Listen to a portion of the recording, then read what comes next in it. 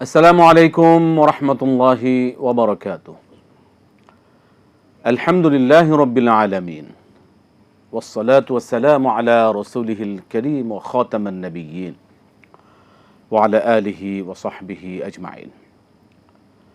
সুপ্রিয় দর্শক, পৃথিবীর যে প্রান্ত থেকে আপনারা এই মুহূর্তে এটিএন বাংলার টিভি স্ক্রিনের সামনে আছেন, সকলকে স্বাগত জানাচ্ছি। এটিএন বাংলার নিয়মিত আয়োজন RFL Uri door presence Islami সাওলজা, powered by Islami bank Bangladesh PLC। সরাসরি আয়োজন, জীবন ঘনিষ্ঠ যে কোনো বিষয় জানতে প্রিয় দর্শক আপনারা এই অনুষ্ঠানে ফোন করুন, প্রশ্ন করুন। আমরা শুনবো ইনশাল্লাহ আপনাদের প্রশ্নের জবাব কোরআন সুন্নাহর আলোকে, সহিহ সুন্নাহর ভিত্তিতে ইনশাল্লাহ। আমি আছি আপনাদের সাথে AKM ফিরোজ। প্রিয় দর্শক, আপনাদের সরাসরি মূল্যবান প্রশ্নের জন্য আজকে আমাদের স্টুডিওতে উপস্থিত আছেন, জবাব দিবেন শেখুল আল্লাম শেখ শাহ ওয়ালিউল্লাহ হাফিজাহুল্লাহ। আসসালামু আলাইকুম ওয়া রাহমাতুল্লাহি ওয়া বারাকাতুহু। ওয়ালাইকুম আসসালাম ওয়া রাহমাতুল্লাহ। আহলান সাহলান শেখ। মারহাবা বিকুম। মাশাআল্লাহ, বারাকাল্লাহু ফিকুম। আমরা ইনশাআল্লাহ আসবো আপনার কাছে। প্রিয় দর্শক, আপনারা যথারীতি যে আমরা আপনাদেরকে যে বিষয়টা স্মরণ করিয়ে দিই, যারা এখানে ফোন করবেন আমাদের সাথে সরাসরি কথা বলবেন, অবশ্যই আপনি যে যখন আমাদের যে টেলিভিশনে দেখছেন, টেলিভিশনের ভলিউমটা কমিয়ে কথা বলুন, এটি অনুরোধ। আমরা শুরু করছি আজকের আয়োজন ইনশাআল্লাহ। দর্শক কে আছেন, কি প্রশ্ন করতে চান বলুন। বিসমিল্লাহির রহমানির রহিম। বিসমিল্লাহ। জি, হুজুর আসসালামু আলাইকুম। ওয়ালাইকুম সালাম ওয়া রাহমাতুল্লাহ। মনিরুল সাহেব বলুন। আচ্ছা হুজুর, আমি বলছিলাম যে আল্লাহ বলছেন কুনতুম খায়রা উম্মতি, মুসলমানরা হলো পৃথিবীর মধ্যে শ্রেষ্ঠ জাতি। ঠিক আছে হুজুর, এখন মুসলমানদের মধ্যে খুনি, সন্ত্রাসী, চাঁদাবাজ, মাস্তান আছে, এরাও শ্রেষ্ঠ জাতি কি না? তুমিও শ্রেষ্ঠ উম্মত কি না, তো বলবেন? অবশ্যই বলতে হবে, আপনি যখন বলছেন এটা না বলি কিভাবে শুনবো আমরা। ধন্যবাদ আপনাকে। জি, প্রিয় দর্শক, আমরা ইনশাল্লাহ আরও প্রশ্ন করবেন আপনারা যথারীতি। মোহতারাম, আমরা এটা দিয়ে শুরু করতে পারি মনির সাহেবের প্রশ্ন দিয়ে। আলহামদুলিল্লাহ ওয়াসসালাতু ওয়াসসালামু আলা রাসূলিল্লাহি ওয়া বা'দ। আকুলু ওয়া বিল্লাহিত তাওফীক। প্রথম হলো, তিনি যে চেতনা নিয়ে, যে আবেগ নিয়ে প্রশ্নটা করেছেন, প্রশ্নটা স্পষ্ট। তিনি বুঝাতে চাচ্ছেন যারা চাঁদাবাজি করে, যারা খুনাখুনি করে, যারা ঘুষ সুদ খায়, ওরা আসলে মুসলিম এবং শ্রেষ্ঠ হতে পারে না। এটা হলো ওনার প্রশ্নের আবেগটা। যারা দুর্নীতিপরায়ণ, দুর্নীতিবাজরা কখনো মুসলিম অথবা শ্রেষ্ঠ হতে পারে না। আমি আবারও বলছি, দুর্নীতি আর ইসলাম, ঘুষ আর ইসলাম, সুদ আর ইসলাম, চাঁদাবাজ আর ইসলাম এক হতে পারে না। খুন আর ইসলাম এক হতে পারে না। ইসলামের এটা মানে মৌলিক দর্শন না। তার মানে মুসলিম হওয়ার জন্য এগুলা থেকে মুক্ত থাকতে হয়। এখন ওনার এই আবেগটা নিঃসন্দেহে সবাই, এমনকি যারা খুনি, যারা ডাকাতি করে, যারা চুরি করে, যারা সন্ত্রাসী করে, যারা ঘুষ সুদ খায়, এরাও কিন্তু স্বীকার করে এটা পাপ, এটা অপরাধ। এরা জেনে শুনে করে এটা না, মানে পাপ জেনে নিজেকে হয়তো নিয়ন্ত্রণ করতে পারে না, অথবা লোভে অথবা শয়তানের প্ররোচনায় করে। এখন প্রশ্ন হলো, জানা উচিত মুহাম্মাদুর রাসূলুল্লাহ সাল্লাল্লাহু তাআলা আলাইহি ওয়াসাল্লাম একটা হাদিস আছে, নবীজি সাল্লাল্লাহু আলাইহি ওয়াসাল্লাম বলছেন কুল্লুকুম খাত্তা। ওরে নবীগণ ছাড়া এই পৃথিবীর তাবৎ মানুষ প্রত্যেকেরই ভুল আছে, প্রত্যেকেরই অপরাধ আছে। নবীজি বলছেন কুল্লুকুম খাত্তা, তোমরা সবাই হলে পাপী, সবারই পাপ আছে। কিন্তু নবীজির পরের কথা রাসূলুল্লাহ সাল্লাল্লাহু আলাইহি ওয়াসাল্লাম বলেন খায়রুল খাত্তাইন আত-তাওয়াবুন। আল্লাহ আল্লাহ আল্লাহ, মানে ভাষার প্রয়োগ। নবীজি বললেন শ্রেষ্ঠ অপরাধী সেই যে তওবা করে। মানে প্রত্যেকেরই ভুল আছে, কিন্তু সেই হলো শ্রেষ্ঠ পাপী, শ্রেষ্ঠ অপরাধী যে তওবা করে ফেলে। এই জন্যে মোমিন সাহেবের কথার সাথে আমরা এটাও বলতে চাই, আমরা পাপীকে ঘৃণা করব না, অপরাধীকে ঘৃণা করব না, অপরাধটাকে ঘৃণা করব, পাপটাকে ঘৃণা করব, আর দোয়া করব যে খুন, ঘুষ, ডাকাতি, রাহাজানি, শয়তানি, আরো আরো যা যা করেছে তার যাতে তওবা নসিব হয়। যদি একজন মানুষ তার তওবা নসিব হয়, তাইলে অপরাধ করেও শ্রেষ্ঠ হয়ে গেল। এই জন্যে বলতে হবে আমরা মুসলিম, অপরাধ মুক্ত থাকব, তবে মনের অজান্তে শয়তানের প্ররোচনায় অথবা লোভে পড়ে যদি কেউ অপরাধ করে বসে তওবা করবে। কারণ নবীজি সাল্লাল্লাহু আলাইহি ওয়াসাল্লাম বলছেন আত্তাইবু মিনাজ যামবি কামান লা যামবা লা, অপরাধ করেছে তারপরে তওবা করলো, তার যদি কোনো অপরাধই নাই, গুনাহই নাই। তবে এই প্রসঙ্গে আরো একটি কথা বলতে হবে। আমরা একটা প্রশ্নটা নিয়ে দুজন লাইনে আছেন। জি সালাম, দুঃখিত পরের জন দেখি। জি আসসালামু আলাইকুম। ইসলাম, জি বলুন। নাম মোহাম্মদ সালাউদ্দিন আল বিতার। আমি দুটো প্রশ্ন করতে চাচ্ছি। বলুন। এক নাম্বার হলো যে বর্তমান কোরআন মজিদের বিন্যাস অনুসারে সূরা বাকারা 2 নাম্বার, নাজিলের দিক থেকে এটা কয় নাম্বার? এটা একটা। জি হ্যালো। জি। আর একটি হলো যে আল্লাহ কি নিরাকার না সারাকার, এই দুইটি বিষয় একটু জানাবেন। ধন্যবাদ। আকার না নিরাকার? আচ্ছা, আসসালামু আলাইকুম। ওয়ালাইকুম আসসালাম ওয়া রাহমাতুল্লাহি ওয়া বারাকাতুহু। মুহতারাম, জি আপনি যেটা বলছিলেন মনির সাহেবের। জি, তারপরে তওবার ব্যাপারটা এখানে জানা উচিত। আমরা স্বাভাবিকভাবে তওবা এইভাবেই বলে ছেড়ে দিই, কিন্তু জানা উচিত না। তওবার আবার শর্ত আছে। কোন তওবার দ্বারা অপরাধ থেকে ব্যক্তি মুক্ত হয়ে যায়? কারণ মানুষের অপরাধ 3টি সেক্টরে যে কোনো একটিতে হয়। হয় আল্লাহর হক নষ্ট করে, অথবা 2 নাম্বার মা বাবার হক নষ্ট করে, অথবা 3 নাম্বার মানুষের হক নষ্ট করে। তো এই যে যদি আল্লাহ তাআলার হক নষ্ট করে, আল্লাহ তাআলার হক নষ্ট করলে ব্যক্তি আল্লাহর কাছে তওবা করলো, পিছনের অপরাধের জন্য লজ্জিত হলো, ভবিষ্যতে অপরাধ আর পুনরাবৃত্তি করবে না এবং এখন ভালো হয়ে চললো, তাইলে আল্লাহ তার সকল অপরাধ ক্ষমা করে দেবেন, যাকে যত ইচ্ছা। আল্লাহ কারো প্রতি কোনো ভ্রুক্ষেপ করবেন না। কিন্তু 2 নাম্বার, মা আর বাবার হক যদি কেউ নষ্ট করে, তাইলে তাকে 4টি শর্ত পূর্ণ করতে হবে তওবার জন্যে। 1 নাম্বার, মা আর বাবার কাছ থেকে ক্ষমা নিতে হবে। মা বাবার কাছ থেকে ক্ষমা নিয়ে তারপরে আল্লাহর কাছে লজ্জিত হতে হবে। 2 নাম্বার। 3 নাম্বার, ভবিষ্যতে আর এর পুনরাবৃত্তি হবে না। 4র্থ, এখন ভালো হয়ে চলতে হবে। ঠিক এমনি মানুষের হক যদি কেউ নষ্ট করে, তওবার শর্ত হলো যার হক নষ্ট করেছে, যার প্রতি জুলুম করেছে, যার টাকা পয়সা ঘুষ নিয়েছে, মেরে খেয়েছে, চাঁদাবাজি করেছে, তার কাছ থেকে ক্ষমা নিতে হবে। ওই ব্যক্তি ক্ষমা করবে এবং 2 নাম্বার আল্লাহর কাছে লজ্জিত হয়ে ক্ষমা চাইবে। 3 নাম্বার, ভবিষ্যতে আর পুনরাবৃত্তি করবে না। 4র্থ, এখন ভালো হয়ে চলবে। তাইলে এই 4টি শর্ত থাকলে তওবা হবে। তাই অপরাধের 3টি সেক্টরে, একটি সেক্টরে 3টি শর্ত তওবার জন্যে, আর বাকি 2 সেক্টরে 4টি শর্ত তওবার জন্যে। এই শর্তগুলো যদি ফুলফিল হয়, তাইলে তওবার দ্বারা সকল অপরাধী আল্লাহ ক্ষমা করে দেবেন। জি, দর্শক কে আছেন বলুন। জি আসি। আচ্ছা, আসসালামু আলাইকুম। ওয়ালাইকুম সালাম ওয়া রাহমাতুল্লাহ। মুহতারাম, আমি আব্দুল জব্বার বলছিলাম। ধন্যবাদ আপনাকে এবং শায়েখ ওলিউল্লাহ স্যারকে, আমার খুব প্রিয় একজন মানুষ। ধন্যবাদ। আমার প্রশ্ন 3টে নেবেন দয়া করে। প্রথম প্রশ্ন হচ্ছে, নবী করিম সাল্লাল্লাহু আলাইহি ওয়াসাল্লাম বলেছেন সঠিক, তারপরে এটা আমি একটু জানার জন্য ব্যাখ্যা জানবো তার কাছ থেকে, যে 2 চোয়াল এবং 2 উরুল যদি গ্যারান্টি কেউ দেয়, আমার নবীজি বলেছেন যে তার জান্নাতের গ্যারান্টি আমি দিলাম। পাশাপাশি আমি প্রশ্ন করতে চাচ্ছি যে 2 চোয়াল এবং 2 উরুল গ্যারান্টি আমার আছে, কিন্তু আমার হাতে পাপ, আমার চোখের পাপ, আমার নফসের পাপ, এগুলি থাকলে পারে কি হবে স্যার বলবেন। আর 2 নম্বর প্রশ্ন হচ্ছে, অনেক সময় আমাদের পাশে অনেকে নামাজ পড়ে, নামাজে এসে ওই যায় নামাজের দোয়া সানা এবং নিয়ত করতে গিয়ে রাকাতটাই মিস করে ফেলায়। তার জন্য কোনটা উত্তম? সে যে এইগুলো করতে গিয়ে যে রাকাতটা মিস করলো, সেক্ষেত্রে তার লাভ আর ক্ষতি কোনটা বলবেন। আর লাস্ট কোশ্চেন, তো নবী করিম সাল্লাল্লাহু আলাইহি সাল্লামের 4টে মেয়ে ছিল, রুকাইয়া, কুলসুম, ফাতেমা, আর একটা মনে নাই। তো আমরা হযরত আলী এবং উসমানের নাম জানি, এবং মা ফাতেমার গর্ভ থেকে 2টি সন্তান হাসান, হুসাইন, এবং আর নবীজির জামাতার আর মেয়েদের কোনো সন্তান ছিল কিনা, এটা স্যারের কাছ থেকে জানতে চাই। আসসালামু আলাইকুম। ঠিক আছে। সূরাতুল বাকারা হচ্ছে সিরিয়ালি 2 নম্বর। এটা নাজিলের দিক দিয়ে কত নম্বর?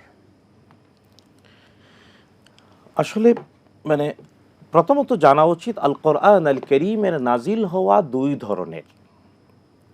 একটা নাজিল হওয়া লৌহে মাহফুজে সংরক্ষিত কোরআন আল কারীম, এই যে 114টি সূরা, আমাদের কাছে 30 পারা, 6236টি আয়াত, তা একত্রে একসাথে নাজিল হয়েছে দুনিয়ার আকাশের বাইতুল ইজ্জাত নামক মসজিদে লাইলাতুল কাদারে। এটা সবার জানা উচিত, কারণ আজ আমাদের কাছে যেভাবে সুবিন্যস্ত কোরআন আল করিম, 1 নম্বর সূরাতুল ফাতিহা, 2 নম্বর সূরাতুল বাকারা, 112 নম্বর সূরাতুল আল ইখলাস, 13 নম্বর ফালাক, 114 নম্বর সূরাতুন নাস, এই ধারাবাহিকতায় আল কোরআন আল করিম ঠিক ওইভাবেই 7 আকাশের উপরে লৌহে মাহফুজে সংরক্ষিত রয়েছে। আর আল্লাহ তাআলা আল কোরআন আল করিমকে লৌহে মাহফুজ থেকে একত্রে একসাথে লাইলাতুল কাদারে দুনিয়ার আকাশের বাইতুল ইজ্জাত নামক মসজিদে নাজিল করেছেন। তাই প্রথম উত্তর হলো ওই কোরআন একত্রে নাজিল হওয়ার বাস্তবতায় সূরাতুল বাকারা 2 নাম্বার। 3 নাম্বার হলো দুনিয়ার আকাশের বাইতুল ইজ্জাত নামক মসজিদ থেকে প্রথম নাজিল হয় সূরাতুল আলাকের প্রথম 5টি আয়াত। আর এইভাবে সূরাতুল বাকারার অনেকগুলো আয়াত মক্কায় ও নাজিল হওয়া রয়েছে, কিন্তু অধিকাংশ আয়াতগুলো সূরাতুল বাকারার মদিনায় নাজিল হয়। এই ধারাবাহিকতায় মুফাসসিরিনে কেরামের অনেক ভিন্ন ভিন্ন মত রয়েছে, তবে একটি মত বলা যায় যে 114টি সূরার ধারাবাহিকতা বললে 87 নম্বর ধারাবাহিকতায় হলো সূরাতুল বাকারা নাজিল হওয়ায়, কারণ মদিনায় সূরাতুল বাকারা হলো মাদানী। জি, দর্শক কে আছেন বলুন। আসসালামু আলাইকুম। ওয়ালাইকুম আসসালাম ওয়া রাহমাতুল্লাহ। হুজুর আমি সুনামগঞ্জ জনপদ থেকে ইনু বলছিলাম। বলুন ইনশাআল্লাহ। জি, আমার 3টে প্রশ্ন হতো। আমাদের হিকমত কি অথবা হিকমত কাকে বলে? আর 2 নম্বর প্রশ্ন হলো যে আমরা জানি, যতটুকু জানি যে নবী রাসূলের নামে শেষে আলাইহিস সালাম এবং সাহাবীদের নামে শেষে রাদিয়াল্লাহু আনহু এবং ওলিদের নামে শেষে রাহমাতুল্লাহ লাগানো হয়, কিন্তু আজকাল দেখি অনেক উলামায়ে কেরামের নামের কিছু রাহমাতুল্লাহ ব্যবহার করা হয়। এই ব্যাপারে কি বলবেন কিছু? আচ্ছা। আর 3 নম্বর প্রশ্ন হলো আমাদের এক ইসলামী সোয়াল জবাবের এক ভাই প্রত্যেকদিন প্রশ্ন করেন কোরআনের কিছু আয়াত উদ্ধৃত করে, মনে হয় যেন আল্লাহ রাব্বুল আলামিন কোথাও জানি ভুল করছে, নাউজুবিল্লাহ। এই ব্যাপারে কিছু বলবেন? না, এটা বলা হয়েছে, এটা আর বলার প্রয়োজন নেই। ধন্যবাদ আপনাকে। জি, আরেকটা প্রশ্ন আছে। জি, আসসালামু আলাইকুম। ওয়ালাইকুম আসসালাম। জি বলুন। আমি দিনাজপুর থেকে মঞ্জুয়ারা বলছি। হ্যাঁ, আপনি অনেকদিন পরে করলেন, বলুন বলুন কি? আউযু বিল্লাহি মিনাশ শাইতানির রাজিম, বিসমিল্লাহির রহমানির রহিম পড়ব না খালি সাইদুল ইস্তেগফার করলেই হবে? আর আরেকটা প্রশ্ন, আমার কখনো কখনো ঘুমের ডিস্টার্ব হয়, আগেই তাহাজ্জুদ পড়ে নি, ফজর পড়ে আর ঘুম ধরে, তখন আমি ইশরাকের নামাজ পড়তে পারি না। তো সেহেতু ওই হাদিসে পাওয়া যায় মা আয়েশা কে নবী বলতে শুয়ে আছো, এখন তো রেজেক বন্টনের সময়, উঠোতে রেজেকটা দুনিয়া না আখিরাতে। আসসালামু আলাইকুম। দুনিয়াতে না আখিরাতে, দুই জায়গায় দরকার। ঠিক আছে। জি মোহতারাম, আমাদের একটু সময় দিবেন, একটা বিরতি নিয়ে এসে ইনশাল্লাহ আমরা সকল বিষয় জানবো। দর্শক, আমরা একটা বিরতি যাচ্ছি আপনাদের কাছ থেকে, ছোট্ট বিরতি, ফিরে আসছি বিরতির পর ইনশাআল্লাহ।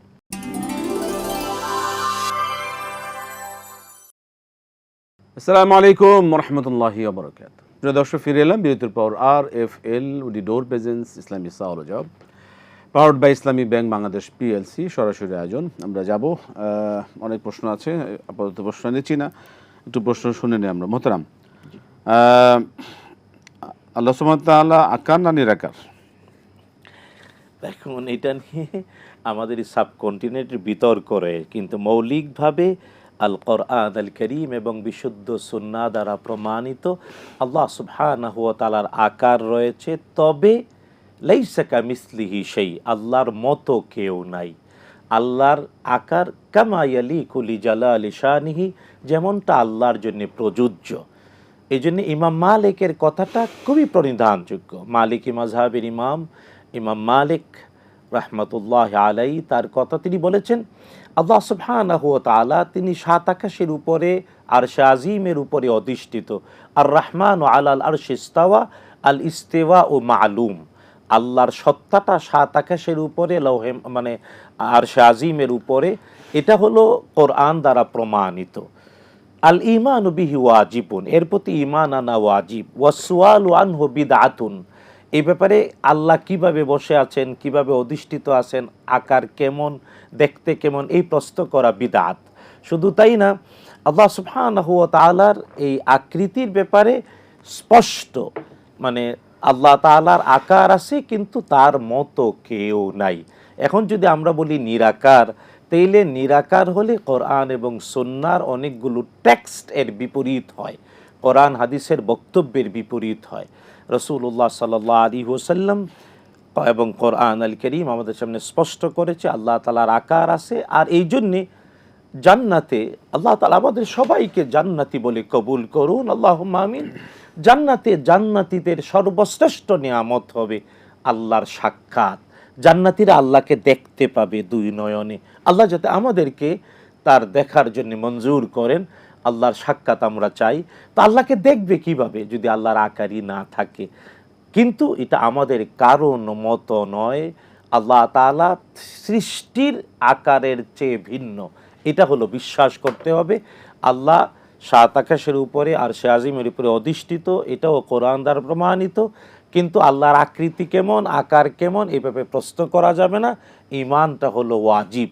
তাই আল্লাহ নিরাকার নন, আল্লাহর আকার আছে। আল্লাহ নিজেই বলেছেন লাইসা কামিসলিহি শাই, আল্লাহর মতো কিছুই নাই। আল্লাহর জন্য যেমন আকার তিনি নিজের জন্য নির্ধারণ করেছেন ওইটাই। আর আমরা জান্নাতীরা দেখব। আল্লাহ আমাদের সবাইকে জান্নাতে তার সাক্ষাতে কবুল করুন, আমিন। দুই চোয়াল আর উরুর হেফাজত করলে জান্নাতের গ্যারান্টি। জি, এটা বিশুদ্ধ হাদিস। রাসূলুল্লাহ সাল্লাল্লাহু তাআলা আলাইহি ওয়াসাল্লাম, বুখারী মুসলিমের বিশুদ্ধ হাদিস। নবীজি বলছেন যে ব্যক্তি মান আদমানা লি, যে ব্যক্তি নবীজি বলছেন যে আমার কাছে জামানত রাখতে পারে তার দুই উরুর মাঝখানের অংশটা আর দুই চোয়াল, তার মানে লজ্জাস্থান এবং মুখ যে নিয়ন্ত্রণ করতে পারে, রাসূলুল্লাহ সাল্লাল্লাহু আলাইহি ওয়াসাল্লাম তার জন্য জান্নাতের গ্যারান্টি দিয়েছেন। কারণ এই লজ্জাস্থানের হেফাজত আর দুই মানে চোয়ালের মাঝখানে থাকা জিহ্বার হেফাজত করার জন্য ঈমান লাগে, সুন্নাহর অনুসরণ লাগে। ঈমান আর সুন্নাহর অনুসরণ ছাড়া, কোরআন আর সুন্নাহর অনুসরণ ছাড়া কেউ এই দুইটার সংরক্ষণ করতে পারে না। তাই রাসূলুল্লাহ সাল্লাল্লাহু আলাইহি ওয়াসাল্লামের এই হাদিসটা বিশুদ্ধ। আল্লাহ আমাদেরকে এই জন্য মঞ্জুর করুন। আমাদের বংশধর কিয়ামত পর্যন্ত আল্লাহ লজ্জাস্থানের হেফাজত এবং দুই চোয়ালের মাঝখানে থাকা জিহ্বার হেফাজতে মঞ্জুর করুন, আমিন। নামাজে জায়নামাজের দোয়া পড়তে পড়তেই তো অনেকে প্রথম রাকাত অনেকে শেষ করে ফেলেন, সেই ক্ষেত্রে কি করণীয়? এটা যথাযথ শিক্ষার অভাব। দেখুন, আমরা বলি এটা এইভাবে যে আল্লাহ সুবহানাহু ওয়া তাআলা সালাত একটি ইবাদত, আমরা বলি নামাজ ফার্সিতে, আরবিতে সালাত। এই সালাত বা নামাজ আল্লাহ ফরজ করেছেন রাসূলুল্লাহ সাল্লাল্লাহু আলাইহি ওয়াসাল্লামকে সাত আকাশের উপরে নিয়ে। দুনিয়াতে জিবরিল এই বিধানটা নিয়ে আসেন নাই। দুই নাম্বার হলো এই সালাত এর ট্রেনিং পিরিয়ড ন্যূনতম 5 বছর। ন্যূনতম 5 বছর হলো সালাতের প্রশিক্ষণ। কারণ রাসূলুল্লাহ সাল্লাল্লাহু আলাইহি ওয়াসাল্লাম বলেছেন মুরু আওলাদাকুম বিসসালাহ ওয়া হুম আবনাউ 7 সিনিন, 7 বছর বয়সের বাচ্চাকে আদেশ করো সালাতের। ওয়াদরিবুহুম বিল আশার, 10 বছরে না পড়লে শাসন করো। ফরজ কখন হয়? ন্যাচারালি 12 বছর। ন্যাচারালি মানে পৃথিবীর এটা গড় করলে সারা পৃথিবীর সকল ছেলে মেয়ে প্রাপ্তবয়স্ক হওয়ার বয়সকে গড় করলে সাধারণত 12। তো যদি 7 থেকে 12তে পড়ার জন্য 7 থেকে 11 পর্যন্ত, 7, 8, 9, 10, 11 এই 5 বছর হলো ট্রেনিং পিরিয়ড। তো 5 বছর পর্যন্ত প্রশিক্ষণ দিয়ে সালাত যে বিশুদ্ধ করতে পারল না, তার জন্য ধ্বংস। এই জন্য আল্লাহ বলেছেন ফাওয়াইলুল লিল মুসাল্লিন, ধ্বংস ওই নামাজির যে নামাজ বুঝে না, ভালো করে শিখে নাই, প্রশিক্ষণটা ঠিক মতো দেয় নাই। আমাদের সমাজেও নাউযুবিল্লাহ মিন যালিক, মাআযাল্লাহ, আল্লাহর কাছে আশ্রয় চাই, অনেক আলেম ওলামারও সালাত শুদ্ধ না। কারণ সালাত নিয়ে দলিল সহ পড়ালেখা কম, এই জন্যেই মূলত। আর কোথায় আমরা শিখেছি, আমি খাটো করার জন্য বলছি না, দুর্ভাগ্যজনক বাস্তবতা, সাধারণত সালাত আমরা মক্তবে শিখি। মক্তবে সাধারণ অল্প শিক্ষিত আমাদের শিক্ষকদের কাছ থেকে শিখি। কিন্তু উচিত 5 বছরের ট্রেনিংয়ের পৃথিবীর শ্রেষ্ঠ ইবাদত, যে ইবাদত আল্লাহর বান্দা আর কাফেরের মধ্যে পার্থক্য করে, এটা যথাযথভাবে প্রত্যেকটি বিষয়ে দলিল সহ জানা। তো যে প্রশ্ন যেটা করেছেন এটা হলো প্রত্যেকটা বিষয়ে দলিল সহ না জানার কারণে আমরা নিয়ত আল্লাহু আকবার বলার আগে ইন্নী ওয়াজ্জাহতু বলি, অথচ সুন্নাহ দ্বারা প্রমাণিত রাসূলুল্লাহ সাল্লাল্লাহু আলাইহি ওয়াসাল্লাম আল্লাহু আকবার বলে তাকবীরে তাহরিমার পরে বলেছেন ইন্নী ওয়াজ্জাহতু ওয়াজহিয়া লিল্লাযী ফাতারাস সামাওয়াতি ওয়াল আরদা হানিফা ওয়া মা আনা মিনাল মুশরিকিন। আল্লাহ তাআলা আমাদেরকে বুঝার তৌফিক দিন। জি, কে আছেন লাইনে? দর্শক বলবেন। আসসালামু আলাইকুম। আসসালামু আলাইকুম। ওয়ালাইকুম সালাম, বলুন কি প্রশ্ন? বলছি কি যে আমার বাসায় আমার বড় ছেলে, মানে আমার বড় ছেলে একটু মানে 20 বছর বয়স, আপনার হচ্ছে আই পাস করিও মানে পরীক্ষা দিয়েছে কিন্তু ফেল করেছে, আবার পরীক্ষা দিতে পরীক্ষা দেয়নি। এখন ও একটা মেয়ের সঙ্গে ওর সম্পর্ক আছে, এখন বলতেছে যে সেই মেয়ের সঙ্গে বিয়ে করবে, কিন্তু তাদের পরিবারের সঙ্গে আমার পরিবার যায় না, এর আব্বু তো হচ্ছে দেবেই না। আর হচ্ছে আপনার ওই মানে ছেলে এখন ওই মেয়ের সঙ্গে বিয়ে করার জন্য মানে খুব ভাবে মানে বাড়ির দিকে অনেক রকম বিভিন্ন কাহিনী করছে। সমস্যা কি? বিয়ে দিয়ে দেন। কিন্তু ওরা তো অনেক মানে আমাদের পরিবারের সঙ্গে ওই পরিবার যাচ্ছে না, এখন ওইটা আমরা কিভাবে দেব? মানে অনেক নিচু পদের আর কি। নিচু পদের? আচ্ছা, আপনারা উঁচু পদের? হ্যাঁ, আপনার উঁচু পদের। আচ্ছা, ঠিক আছে, ধন্যবাদ। উঁচু পদ আর নিচু পদ। মহতারাম, একটা কাজ তো করতে হবে, যেহেতু লেখাপড়া করে না, সে চিন্তা করছে একটা বিয়ে করে অন্তত একটা কাজ করে। মহতারাম, পরবর্তী প্রশ্নে আমরা যাই। দর্শক যেটা জানতে চাইলেন যে রাসূল সাল্লাল্লাহু আলাইহি ওয়াসাল্লামের 4 মেয়ের মধ্যে 2 মেয়ের যারা জামাতা ছিলেন তাদের সম্পর্কে আমরা বহুল প্রচলিত, যে হযরত আলী রাদিয়াল্লাহু আনহু, ওসমান রাদিয়াল্লাহু আনহু। অন্যান্য যে 2 জন মেয়ের জামাই কারা ছিলেন, জামাতা কারা ছিলেন এবং তাদের সন্তান কি ছিল? রাসূলুল্লাহ সাল্লাল্লাহু আলাইহি ওয়াসাল্লামের 2 জন মেয়ে একাধারে বিবাহ করেছিলেন উসমান রাদিয়াল্লাহু তাআলা আনহু। যদিও উসমান রাদিয়াল্লাহু তাআলা আনহু একজন করেছিলেন, আরেকজন তো আমরা জানি সর্বশেষ 4র্থ মেয়ে আলী ইবনে আবি তালিব। কিন্তু রাসূলুল্লাহ সাল্লাল্লাহু আলাইহি ওয়াসাল্লাম ধারাবাহিকভাবে প্রথম 2 মেয়েকে বিবাহ দিয়েছিলেন রাসূল সাল্লাল্লাহু আলাইহি ওয়াসাল্লাম আবু লাহাবের 2 পুত্রের সাথে। নবীজি সাল্লাল্লাহু আলাইহি ওয়াসাল্লামের আপন চাচা আবু লাহাব, যার উপরে সূরাতুল লাহাব নাজিল হয়েছে, তার স্ত্রীর নাম উম্মে জামিল। তো আবু লাহাব এবং উম্মে জামিল দম্পতির 2 পুত্রের কাছে রাসূলুল্লাহ সাল্লাল্লাহু আলাইহি ওয়াসাল্লাম তার 2 জন বড় কন্যাকে ধারাবাহিক বিবাহ দিয়েছিলেন, জয়নব উম্মে কুলসুম। পরে ইসলাম রাসূলুল্লাহ সাল্লাল্লাহু আলাইহি ওয়াসাল্লাম প্রচার শুরু করলেন, ওহী নাজিল হলো। এই শত্রুতার কারণে আবু লাহাব এবং তার স্ত্রী তার 2 পুত্রকে বাধ্য করল তালাক দেওয়ার জন্য। তালাক দেওয়ার পরে রাসূল সাল্লাল্লাহু আলাইহি ওয়াসাল্লামের একজন মেয়ে মারা গেলেন, আর আরেকজন মারা গেলেন। উসমান রাদিয়াল্লাহু তাআলা আনহুর স্ত্রী ছিলেন। রাসূল সাল্লাল্লাহু আলাইহি ওয়াসাল্লাম পরে উসমান রাদিয়াল্লাহু আনহুর কাছে আরেকজন বিবাহ দিলেন। নবীজি সাল্লাল্লাহু আলাইহি ওয়াসাল্লাম বলছেন উসমান রাদিয়াল্লাহু তাআলা আনহুর ওই যে রাসূল সাল্লাল্লাহু আলাইহি ওয়াসাল্লামের দ্বিতীয় মেয়ে, নবীজি সাল্লাল্লাহু আলাইহি ওয়াসাল্লামের দ্বিতীয় মেয়ে বিবাহ দিলেন রাসূল সাল্লাল্লাহু আলাইহি ওয়াসাল্লাম। নবীজির জীবদ্দশায় তিনিও মারা গেলেন। নবীজি সাল্লাল্লাহু আলাইহি ওয়াসাল্লাম পরে বললেন, আমার যদি আরও একটা অবিবাহিত মেয়ে থাকতো আমি উসমানের কাছে আবার বিয়ে দিতাম।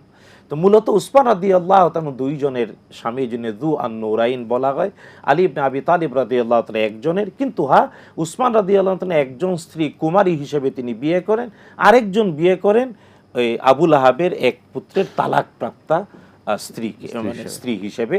আর রাসূল সাল্লাল্লাহু আলাইহি ওয়াসাল্লামের একজন মেয়ে তালাকের পরে মারা যান। মূলত রাসূল সাল্লাল্লাহু আলাইহি ওয়াসাল্লামের জামাই বলতে আমরা 5 জনের কথা জানি, মানে 4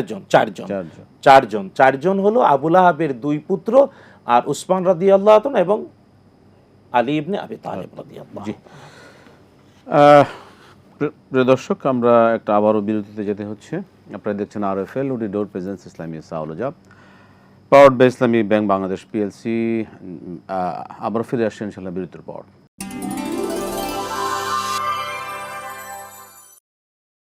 আসসালামু আলাইকুম ওয়া রাহমাতুল্লাহি ওয়া বারাকাতুহু। প্রিয় দর্শক, ফিরে এলাম বিরতির পর। RFL door presence Islami সাওলজা, powered by Islami bank Bangladesh PLC সরাসরি আয়োজন। আমরা যা প্রশ্ন আছে এক এক করে শুনতে থাকি, এরপরে প্রশ্ন যে একটা নিয়ে নিই। জি, আসসালামু আলাইকুম, বলবেন দর্শক। হ্যাঁ, আসসালামু আলাইকুম রহমতুল্লাহ। ওয়ালাইকুম সালাম। আমার ছেলে বিএসসি মেকানিক্যাল ইঞ্জিনিয়ারিং পাস করা, ভালো। বিভিন্ন সেক্টরে মেকানিক্যাল বিভাগের চাকরির জন্য পরীক্ষা দিয়েও সফলতা পায় নাই। আচ্ছা। সর্বশেষ বাংলাদেশ পরিচালিত পরীক্ষা দিয়ে কৃতকাজ হয়ে বাংলাদেশ কৃষি ব্যাংকে নিয়োগ পায়। আমার প্রশ্ন, সুদী ব্যাংকে চাকরি করা কি উচিত হবে? আপাতত এছাড়া অন্য কোনো উপায় দেখছি না। আসসালামু আলাইকুম। উদ্যোক্তা বানায় দেন, উদ্যোক্তা বানায় দেন। গভর্নমেন্ট তো লোন টোন দিচ্ছে, উদ্যোক্তা বানায় দিয়ে তারা স্বাধীনভাবে কিছু করুক। চাকরি করতে হবে কোনো কথা আছে? মোহতারাম, আমরা প্রশ্নে যাই। হিকমত কি? হেকমাতুন আরবি ভাষার শব্দ, কোরআন এবং সুন্নায় ব্যবহৃত হেকমা মানে মুহাম্মাদুর রাসূলুল্লাহ সাল্লাল্লাহু আলাইহি ওয়াসাল্লামের জীবনযাপন পদ্ধতি, নবীজি সাল্লাল্লাহু আলাইহি ওয়াসাল্লামের পবিত্র কথা, পবিত্র কাজ, পবিত্র সমর্থন, পবিত্র গুণাবলী একত্রে এর নাম হেকমা। কারণ নবীজি সাল্লাল্লাহু আলাইহি ওয়াসাল্লাম মানে যা করেছেন, যা বলেছেন সবটা আমাদের জন্য আদর্শ। তাই নবীজির জীবনটাকে হেকমত হিসাবে কোরআন আল কারীম আল্লাহ তাআলা বলেছেন। নবীকে আল্লাহ পাঠিয়েছেন কেন? ওই ইউআল্লিমুহুমুল হিকমা, আমাদেরকে যাতে কিতাব শিখান, এবং হেকমত, হেকমত মানে বাস্তবায়ন, থিওরির তত্ত্বকে বাস্তবায়ন করার নাম হেকমা। শর্ত হলো সুন্নাহ অনুযায়ী রাসূল সাল্লাল্লাহু আলাইহি ওয়াসাল্লামের পবিত্র কথা, পবিত্র কাজ, পবিত্র সমর্থন, পবিত্র গুণাবলীর মাধ্যমে কোরআনের আল্লাহর আদেশ বাস্তবায়নের পদ্ধতি, এর বাস্তবতার নাম হেকমা। হিকমত আরো অর্থ আর অন্যান্য অর্থ হয়। কিন্তু হ্যাঁ, এটাই হলো মৌলিক। কিন্তু দুর্ভাগ্য কি, উনি হয়তো এই জন্য প্রশ্ন করেছেন, আমাদের সমাজে অনেক লোকজন আছে একটু সত্য কথা বলতে গিয়ে ঘুরাইয়া বলে, কয় হেকমত করতে পারলি না। মানে এগুলা বলা উচিত না। মূলত হেকমত হলো আল কোরআন আল কারীম এ ব্যবহৃত একটি শরিয়া টার্মিনোলজি। এর মানে হলো নবীজি সাল্লাল্লাহু আলাইহি ওয়াসাল্লামের জীবনযাপন পদ্ধতি। মানে ওই হিকমতের আরেকটা অর্থ আছে না, কৌশলগত। মানে এখন ওই কৌশলটাকে তারা কৌশলটা করতে গিয়ে কয় ঘুরায়, কিন্তু এটা বলা উচিত না। এটা বরং আরো অবশ্যই আল্লাহর আদেশ পরিপালনে নবীজির বাস্তবায়নের দিক নির্দেশনা পালন করা, এর নাম হলো হিকমত। এটা একটা ভালো অর্থ। জি মোহতারাম, নবী সাল্লাল্লাহু আলাইহি সাল্লামের ওদের নামের পর আলাইহিস সালাম, সাহাবীদের রাদিয়াল্লাহু তাআলা আনহু, ওলিদের রাহমাতুল্লাহ আলাইহি, এমনকি আলেমদের সাথে এখন এগুলো ব্যবহার করা হচ্ছে। এতে কি সমস্যা আছে কোনো? না, প্রথম হলো নবীগণের ব্যাপারে আলাইহিমুসসালাম বলা, এটা কোরআনের আদেশ।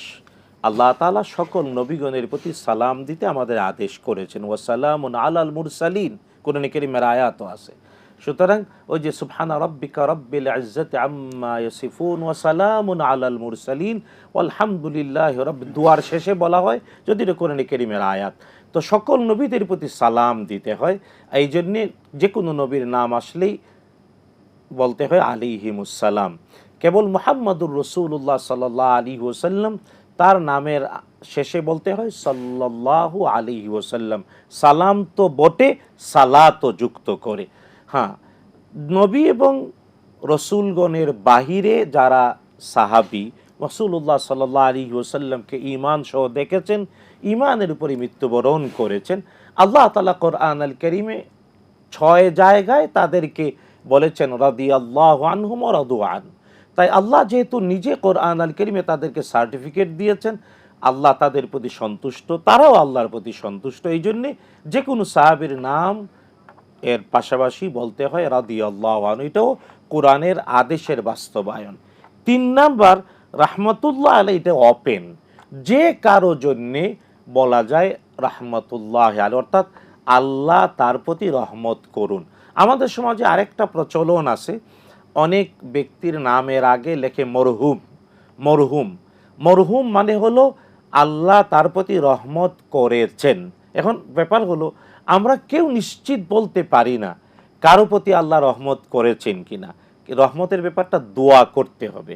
কেবল নবীজি সাল্লাল্লাহু আলাইহি ওয়াসাল্লাম, তার কাছে ওহী আসতো, তিনি কনফার্ম হতেন। আমাদের কারো কাছে ও গায়েবের খবর আসে না। তাই আমরা কারো নামের আগে মরহুম না বলে নামের শেষে বলবো রাহমাতুল্লাহ আলাইহি। আমাদের দেশে আবার অনেকে নামের আগে বলে মৃত, এই মৃত বলে মরে গেছে না, বরং সম্মান দেখিয়ে দোয়া সহ যে কারো নামের শেষে বলা যায় রাহমাতুল্লাহ আলাই। এটা ওপেন কিয়ামত পর্যন্ত সবার জন্য। আল্লাহ আমাদের জন্যও তার রহমত অবারিত করুন, আমিন। নগদ বিকাশ থেকে ঋণ নেওয়া শরিয়া মোতাবেক হবে কিনা? দেখুন, আমি একজন অর্থনীতির ছাত্র, প্রশ্নটা ঠিক এইভাবে জবাব দেয়া কঠিন। বলতে হবে আপনি যাদের কাছ থেকে আর্থিক লেনদেন করতে চাচ্ছেন, বিনিয়োগ নিতে চাচ্ছেন, বিনিয়োগ নেওয়া যদি শরিয়ার অনুকূলে হয় তাহলে জায়েজ। আর যদি আপনি ঋণ নিতে চান, ঋণ নিলে ওই আমাদের আর্থিক প্রতিষ্ঠানগুলো তো ঋণ দেয় না, কারণ ওরা কারণ নিজের বাপ দাদার টাকা দিয়ে প্রতিষ্ঠান খুলে নেয়। তো ঋণের বিপরীতে অতিরিক্ত যা চার্জ করবে, যা দেবে সবই সুদ। এই জন্যে যদি শরিয়ার অনুকূলে বিনিয়োগ দেয় আর পদ্ধতিটা শরিয়া দ্বারা অনুমোদিত হয়, বেসড অন ইসলামিক শরিয়া, তাইলে অনুমোদনযোগ্য। আর নাইলে কোনো ইমানদার শুধু ঋণ নেওয়া, সুদ দেওয়া এগুলো হারাম। পৃথিবীর সকল ধর্মে সুদ হারাম। জি। আচ্ছা, ইস্তেগফার পড়তে গিয়ে আউযুবিল্লাহ পড়তে হবে? দেখুন, আল কোরআন আল করিমের তেলাওয়াতের আগে অবশ্যই আউযু বিল্লাহ পড়তে হয়। আল্লাহ আদেশ করেছেন, ফাইদা ক্রাআতাল কোরআন ফাস্তাইয বিল্লাহি মিনাশ শাইতানির রাজিম। যখনই কোরআনের তেলাওয়াত করতে চাইবে তখন আউযু বিল্লাহ পড়বে, কিন্তু অন্য কোনো দোয়া বা কোনো কিছুতে বিসমিল্লাহ বললে যথেষ্ট। তবে সাইয়্যিদুল ইস্তেগফার আউযু বিল্লাহ বিসমিল্লাহ ছাড়াও যদি কেউ পড়ে কোনো অসুবিধা নেই। সকালে ফজরের পরে ঘুমালে কি যে বরকত থেকে বঞ্চিত, সেটা কি দুনিয়ার না আখিরাতের? দেখুন, দুনিয়াটা হলো আখিরাতের কৃষিক্ষেত্র, বিখ্যাত কথা। আর দুনিয়া মাজরাতুল আখিরাহ, দুনিয়াতে যা করব তাই পাবো আখিরাতে। এই জন্যে ওই রিজিক বলতে দুনিয়া আখিরাতের, কারণ ইমানদারের প্রত্যেকটা কাজ দুনিয়াতে সাময়িক উপকার আর মৃত্যুর পরের জীবনে চিরন্তন চিরস্থায়ী উপকার। তাই ইমানদার তার সকল কাজ করবে উভয় জগতে সফলতার জন্য। আর হাদিসে এই ফজরের পরে রিজিক বন্টন হয়, রাসূল সাল্লাল্লাহু আলাইহি ওয়াসাল্লাম যে বলছেন, উঠো রিজিক তালাশ করো, বন্টন হচ্ছে, এটা উভয় জগতের রিজিক। আল্লাহ আমাদের এই উভয় জগতের পর্যাপ্ত রিজিকে ধন্য করুন, আমিন। ছেলে যেখানে বিয়ে করতে চাচ্ছে তারা ওই পরিবার আমাদের সমকক্ষ নয়, তারা একটু নিচু মানের। এক্ষেত্রে বিয়ের ক্ষেত্রে কি করা যেতে পারে? না, প্রথম হলো যে আমাদের বোন মা হিসেবে তার কষ্টের কথাটা বলেছেন, আমরাও তার সাথে সমবেদনা জানাচ্ছি। তবে আমরা ওই ছেলে যদি আমাদের আয়োজন দেখে তাইলে তাকে বলবো, এমনকি আমাদের বোন যে প্রশ্ন করেছেন তাকেও বলবো যে আপনার সন্তান, আপনার বাচ্চাটাকে বুঝান যে দেখো, আমি একটা পুত্রবধূ বিয়ে দিয়ে আনবো, ওরে দিয়ে আমার বংশের বাতি জ্বলবে। আমার তো পারিবারিক স্ট্যাটাসের কুফু, শরীয়তে বলে এটাকে কুফু। কুফু মানে সামঞ্জস্যতা। আমাদের বোন হয়তো খাস বাংলা ভাষায় বলে ফেলেছে, আমাদের ফিরোজ সাহেবও মজা করে বুঝার জন্য সুন্দর করে বলেছেন, এটা বুঝানোর জন্য। মৌলিকভাবে ব্যাপারটা হলো শরীয়তের দৃষ্টিকোণ থেকেও সামঞ্জস্যতা, অর্থাৎ পুত্রবধূ যে সংসারে এসে তার গর্ভ থেকে ওই সংসারের ওই বংশের বাতি জ্বলবে, অবশ্যই ওই সংসার ওই বংশের সামঞ্জস্যতা কুফু হওয়া উচিত। কুফু না হলে ইসলাম এটাকে, আমাদের বিবাহ শাদীর ব্যাপারে রাসূলুল্লাহ সাল্লাল্লাহু আলাইহি ওয়াসাল্লাম কুফুটাকে, সামঞ্জস্যতাকে নিশ্চিত করতে বলেছেন, তাইলে বিবাহটা চিরন্তন হয়। এটা ছেলেকে বুঝাতে হবে। আর আপনাদের দায়িত্ব মা বাবা হিসেবে, আল্লাহ তাআলা আমাদের সন্তান দিয়েছে, এই জন্যে অভিভাবক হিসেবে আমাদের দায়িত্ব। বাচ্চা তো অনেক কিছুই দেখবে, ছোট বাচ্চা এই আগুন দেখলে বাতি সুন্দর এই জন্য হাত দিতে চায়, আমরা কি দিতে দেই? অভিভাবক হিসেবে সেই ক্ষেত্রে বিকল্প, সুন্দর বিকল্প, শ্রেষ্ঠ বিকল্প দিতে হবে। আর একটা কথা, আমরা শেষ করব, সময় শেষ। আমার বোন যেভাবে বলেছে বাচ্চাটা ইন্টার পরীক্ষা দিয়েছিল, একবার অকৃতকার্য হয়েছে, আবার দিতে দিতে দেয় নাই, না, এটা বাবা মা হিসেবে আপনাদের বরং ব্যর্থতা। বরং বাচ্চাটা কেন পরীক্ষা দেবে না, কেন বা ফেল করলো, অবশ্যই তাকে একটা সুন্দর ব্যবস্থা দেখাবেন। আর একটা জিনিস এটাও জানা উচিত যে পরীক্ষায় পাশ করেই অনেকে ভালো হয় না। আবার অনেকে ভালো রেজাল্ট করতে পারে না, কিন্তু তবুও জীবনে অনেক শাইন করে। শুধু তাই না, পৃথিবীতে অনেক আছে এমন আজকে আজকে পৃথিবীর শ্রেষ্ঠ ধনী, কিন্তু ওরা ওই এই স্কুলের গণ্ডি পার করতে পারে নাই, 10, 12, 15, 20 বার ফেল করেছে। তা আপনি যে শব্দে বলেছেন, না বাচ্চাদেরকে এইভাবে না, বরং বাচ্চার আশাহত না করে নিজেও আশাহত না হয়ে আপনার বাচ্চাটার প্রতিভাটা বাড়াইয়া তুলুন, ও যেটা ভালো পারে এটা করতে দিন। আর বিয়ে শাদী করাতে হবে বিকল্প একটা ভালো দিন। শেষ আমাদের প্রশ্ন, একদম সময় শেষ হয়ে গেল। সুদী ব্যাংকে কোনো চাকরি না পেলে কি সুদী ব্যাংকে চাকরি করা যাবে? এক কথা মোহতারাম। এটা একান্তই ইন্টারাম গভর্নমেন্টের মতো একটা সাময়িক, ছেলেটা খুঁজবে আরেকটা চাকরি যেটাতে সুদ নাই, আর যতদিন এখানে চাকরি করবে ততদিন সুদের বিরুদ্ধে বলবে, সরাসরি সুদের প্রত্যক্ষ কোনো সুবিধা নেবে না, এবং অবশ্যই প্রতি মাসের বেতন পাওয়ার পরে বেতনটা পিউরিফিকেশন করবে। পিউরিফিকেশন মানে হলো কৃষি ব্যাংকে, যে কোনো ব্যাংকেই চাকরি করে ট্রেডিশনাল ব্যাংক, ওখানে ওরা ওদের সুদি ইনকাম কত আর সুদবিহীন আয় কত এটা আলাদা করে, সুদি ইনকামটা কত এটা পার্সেন্টেজ করে বেতন থেকে বের করে দিয়ে পিউরিফিকেশন করবে, আল্লাহর কাছে ক্ষমা চাইবে, আরেকটা চাকরি খুঁজবে, আল্লাহ তাআলা উত্তম রিজিকের ব্যবস্থা। অনেক ধন্যবাদ সাহেব, জাযাকাল্লাহ খায়র। প্রিয় দর্শক, আজকে শেষ করছি, বিদায় নিচ্ছি। আসসালামু আলাইকুম ওয়া রাহমাতুল্লাহ।